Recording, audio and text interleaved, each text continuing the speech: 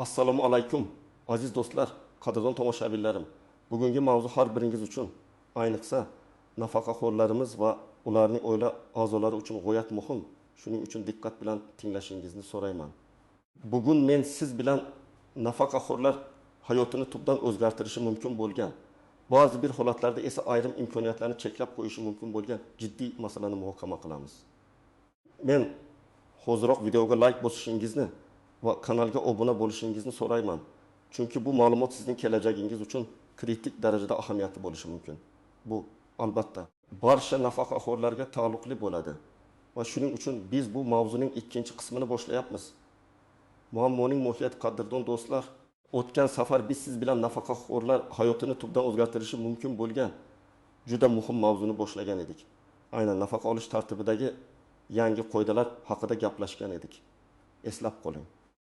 Ilgari ko'pchilik keksa avlod vakillari o'z nafaqalarini pochta bo'limlaridan naqd pul shaklida olishni afzal ko'rishadi. Bu ularga qulay edi, chunki barcha mahallalarda pochta bo'limlari mavjud edi va eng muhimi, ko'pchilikning bank kartalari yo'q edi yoki ulardan foydalanishni bilmasdi. Ba'zilar esa uyiga pochta xodimi kelib, nafaqasini eshik oldida yetkazib berishini kutardi. Bu usul ayniqsa qishloq joylarda yoshi ulug', sog'lig'i yaxshi bo'lmagan insonlar uchun juda qulay edi.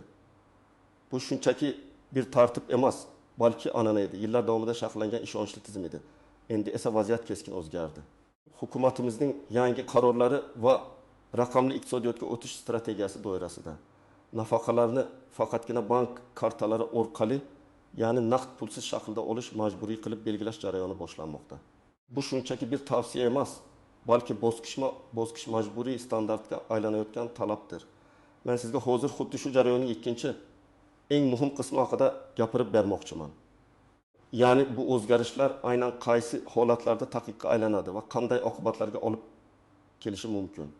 Avvalo shu narsani tushunishimiz kerakki, hukumat bu qarorni shunchaki o'zgarish uchun qabul qilgan emas. Raqamlashtirish jarayonlari shaffoflikni oshirish, byudjet mablag'laridan foydalanishni optimallashtirish va korrupsiyaning oldini olishga qaratilgan. Ammo har qanday yangilik kabi uning ham o'ziga xos qiyinchiliklari va nozik jihatlari bor, ayniqsa nafaqaxo'rlarimiz uchun. Endilikda siz nafaqangizni eski usulda, ya'ni naqd pul shaklida olishni talab qila olmaysiz. Agar siz bank kartasiga ega bo'lmasangiz yoki undan foydalanishni o'rganmasangiz, nafaqa olish jarayoningiz juda qiyinlashishi mumkin. Ba'zi hollarda esa umuman imkonsiz bo'lib qoladi. Batafsil tushuntirish, nimalarni bilish kerak? Kim xavotir olishi kerak? Kim esa xavotir olmasa ham bo'ladi? Keling, endi bu o'zgarishlarni batafsil ko'rib chiqaylik. Kim uchun bu qoidalar ayniqsa muhim bo'ladi va kim esa unchalik tashvishlanmasa ham bo'ladi?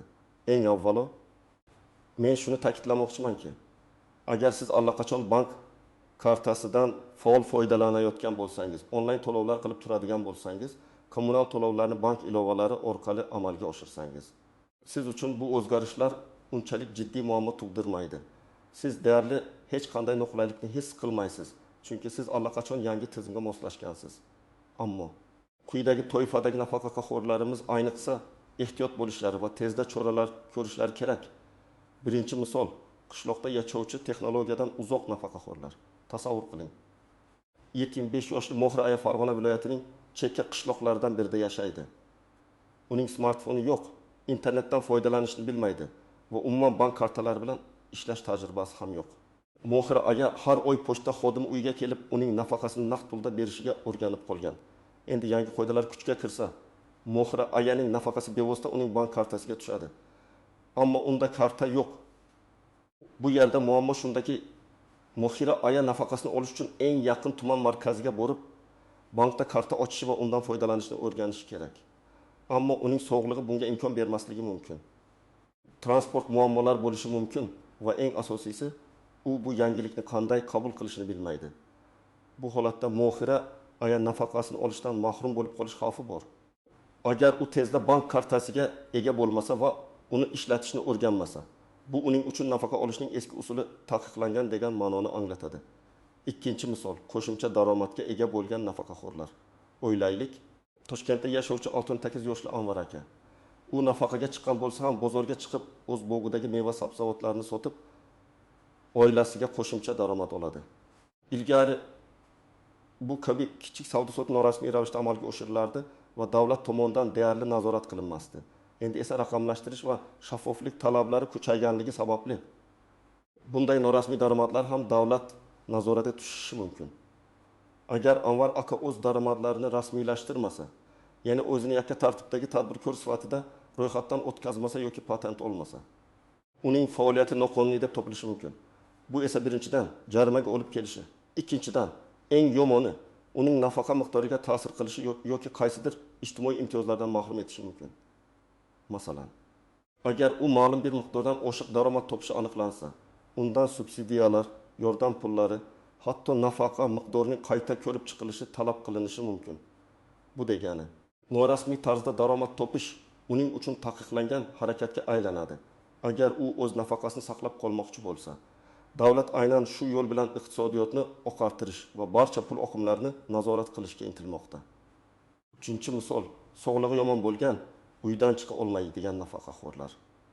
7 yoshli Gulnora opa kasalligi tufayli yotib qolgan, uydan chiqa olmaydi. Ilgari uning o'g'li pochta orqali uning nafaqasini olib kelardi. Endi esa nafaqa kartaga tushadi. Gulnora opaning o'g'li kartadan pulni yechib olishi uchun bankomat topishi kerak. Buning uchun ham ba'zida navbat kutishga to'g'ri keladi. Agar Gulnora opaning o'g'li kartani suiiste'mol qilsa-chi? Bu yerda xavfsizlik va ishonch masalasi yuzaga keladi. O'g'li kartadan onasining roziligisiz yoki uning ehtiyojlaridan tashqari pul sarflasa, Gulnora opa himoyasiz qolishi mumkin. Bu vaziyatda nafaqa olishning oddiy mexanizmi o'rniga nafaqaxo'rning himoyasizligi va uning yaqinlariga to'beligi yanada ortishi mumkin. Bu ham eski qulay usulning taqiqlangani tufayli yuzaga keladigan muammodir. Ushbu misollar shuni ko'rsatadiki, yangi qoidalar nafaqaxo'rlarning turmush tarziga bevosita ta'sir qiladi. Agar ilgari naqd pul olish imkoniyati keng va oson bo'lgan bo'lsa, endi bu imkoniyat cheklanib, hatto yo'q bo'lib ketishi mumkin. Qoidalar istisnolari, tuzoqlar va noaniq nuanslar har qanday qoida kabi bu yangi tartibda ham istisnolar. Tuzoqlar va kamdan kam holatlarda yuzaga chiqadigan noaniq nuanslar mavjud. Ularni bilish sizga vaziyatni to'g'ri baholash va o'zingizni himoya qilishga yordam beradi. Birinchi istisno maxsus holatlar va tibbiy ko'rsatmalar. Davlatimiz barcha nafaqaxo'rlarimizni himoya qilishga intiladi. Shuning uchun agar nafaqaxo'rning sog'lig'i og'ir bo'lib, u yotib qolgan bo'lsa, jismoniy imkoniyatlar cheklangan bo'lsa yoki bank xizmatlaridan mustaqil foydalana olmaydigan darajada bo'lsa, u holda maxsus komissiya qarori asosida uning nafaqasini uyga yetkazib berish yoki ishonchli vakilga naqd pul shaklida berish tartibi saqlanib qolishi mumkin. Ammo bunga erishish uchun tibbiy hujjatlar va maxsus arizalar talab qilinadi. Bu faqatgina tasdiqlangan rasmiy holatlarga tegishli. Ya'ni shunchaki bilmayman yoki qila olmayman degan javob qabul qilinmaydi. Siz o'zingizning holatingizni rasman isbotlashingiz kerak bo'ladi. Bu holatda naqd pul olish taqiq bo'lmasa ham, bu unga erishishning murakkab jarayonini talab qiladi. Ikkinchi istisno, chekka hududlar.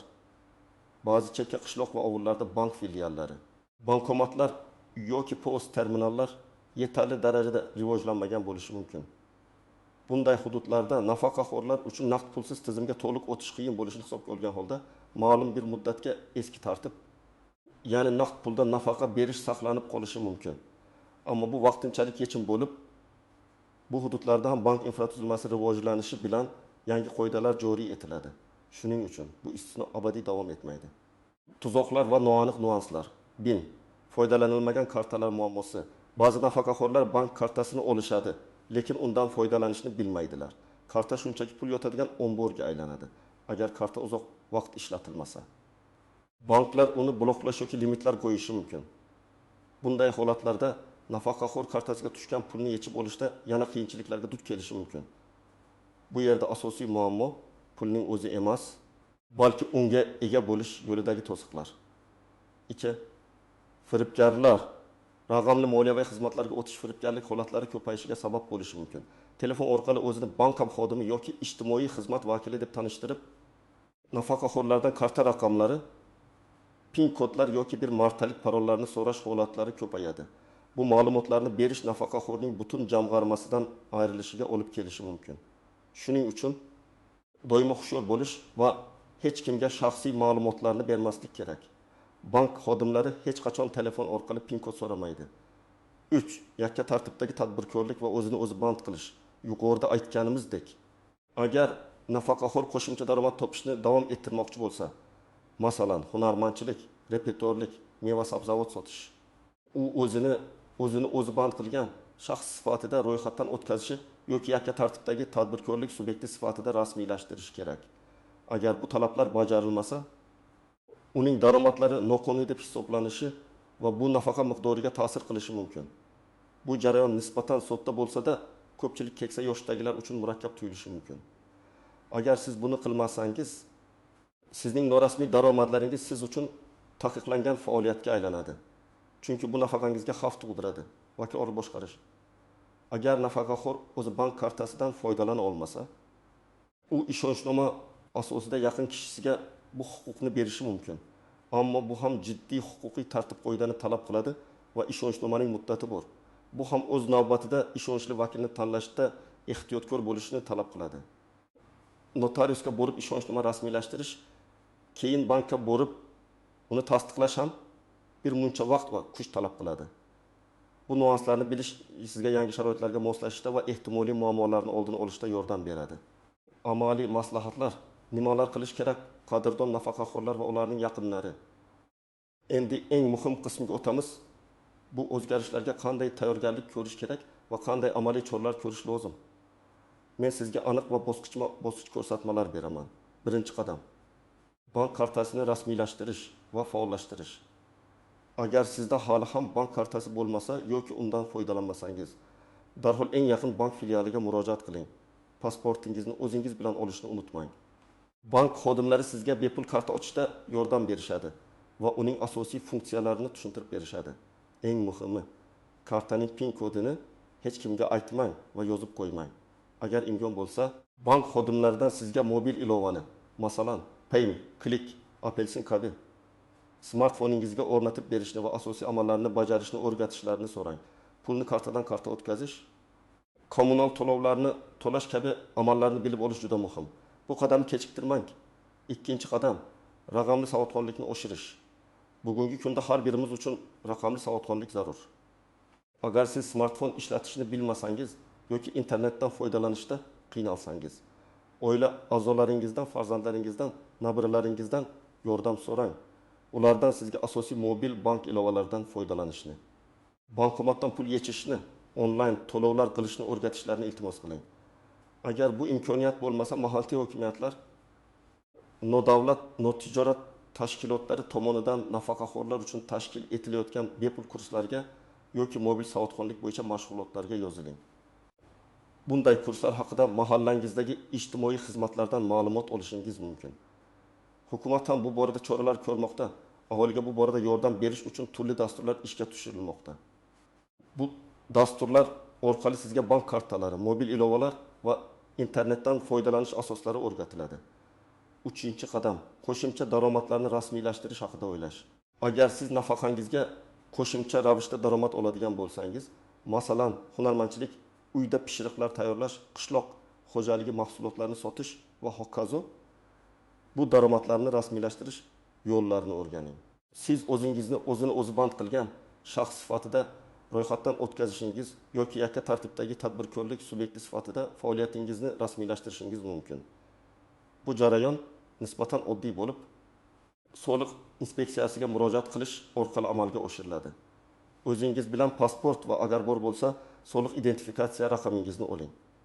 Agar tushunmasangiz, soliq xizmati xodimlaridan batafsil tushuntirish berishlarini so'rang. Bu sizni kelajakdagi mumkin bo'lgan jarimalardan va nafaqangizga ta'sir qilishdan himoya qiladi. 4-qadam: sog'lig'i yomon yoki uydan chiqa olmaydigan nafaqaxo'rlar uchun. Agar siz yoki yaqinlaringiz sog'lig'i tufayli mustaqil ravishda bank xizmatlaridan foydalana olmasangiz, darhol O'zbekiston Respublikasi Pensiya jamg'armasining hududiy bo'limiga murojaat qiling. U yerda sizga maxsus holatlar uchun amaldagi qoidalar va tartiblar haqida ma'lumot berishadi. Sizga maxsus ariza shakli beriladi va tibbiy ma'lumotnomalar, masalan, kasallik tarixi varaq xulosasi talab qilinishi mumkin. Bu hujjatlarni yig'ib pensiya jamg'armasiga topshirishingiz shart. Shundan so'ng maxsus komissiya sizning holatingizni ko'rib chiqadi va nafaqa olishning muqobil usullarini, Masalan, uyga yetkazib berish yoki ishonchnoma asosida yaqin kishiga naqd pulda berish belgilashi mumkin. Agar ishonchnoma kerak bo'lsa, notarial idoraga murojaat qilib, ishonchnomani rasmiylashtirishingiz lozim. Ishonchnomada aniq qaysi vakolatlar berilayotgani, masalan, nafaqa pulini olish, bank hisobini boshqarish aniq ko'rsatilishi kerak. 5-qadam. Ma'lumotlarni doimiy ravishda yangilab turing. Har qanday yangiliklardan xabardor bo'lish uchun rasmiy manbalarni, pensiya jamg'armasi sayti, banklarning rasmiy saytlari, OAV kuzatib boring. Agar biror narsa tushunarsiz bo'lsa, mahalliy ijtimoiy xizmatlarga yoki banklarning ishonch telefonlariga murojaat qilishdan tortinmang. O'zingizni himoya qilishning eng yaxshi yo'li bu ma'lumotli bo'lishdir. Xulosa va yakuniy xitob aziz do'stlar.